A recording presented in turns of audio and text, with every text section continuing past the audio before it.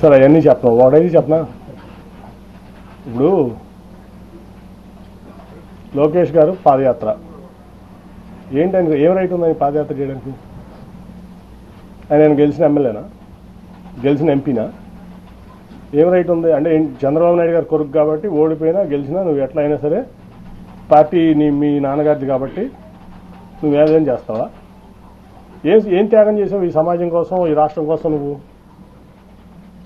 ఒక ఎంపీ వచ్చి నువ్వు ఓడిపోయిన ఎమ్మెల్యే, నువ్వు ఒక ఎంపీ వచ్చి నీకు జీహుదురు అనాలా?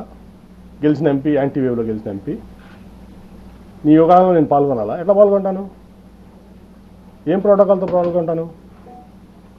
నువ్వు ఆఫ్టర్ ఆల్ ఓడిపోయిన ఎమ్మెల్యే నా ముందు. ఆఫ్టర్ ఆల్ పార్టీ రిసోర్సెస్ వాడుకున్నావు, పార్టీ ఇన్ఫ్రాస్ట్రక్చర్ వాడుకున్నావు, మీ నాన్నగారి పలుకుబడి వాడుకున్నావు, మీ తాతగారి పలుకుబడి వాడుకున్నావు, అన్నీ వాడుకుని నువ్వు ఓడిపోయావు. నువ్వు నాకు రూపాయి డబ్బు ఇవ్వలేదు, నువ్వేమి ఇవ్వలేదు, నేను గెలిచా రెండు సార్లు. నీ పార్టీని భుజాల మీద పెట్టి మోసా కృష్ణా జిల్లాలో 2013 నుంచి 14 ఎలక్షన్ అయ్యే వరకు నా ఆస్తులు అమ్ముకున్నా, వ్యాపారాలు మానుకున్నా. ఏం రైట్ ఉంది నీకు? ఏం త్యాగం చేసావు ఈ పార్టీ కోసం కానీ, సమాజం కోసం కానీ? నువ్వు ఏం రైట్తో యోగాళం చేసావు?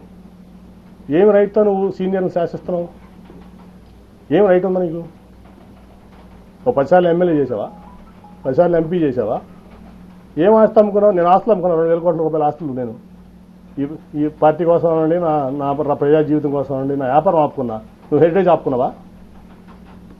మీ నాన్నగారు వచ్చిన నుంచి ఇప్పటి వరకు మీ కుటుంబాన్ని ఆస్తి అమ్మిందా ఈ పార్టీ కోసం? ఏం త్యాగాలు చేశారని నువ్వు యువకులం చేస్తావు? మమ్మల్ని ఎట్లా ఉన్నామంటావు? ఏం రైట్ ఉంది నీకు?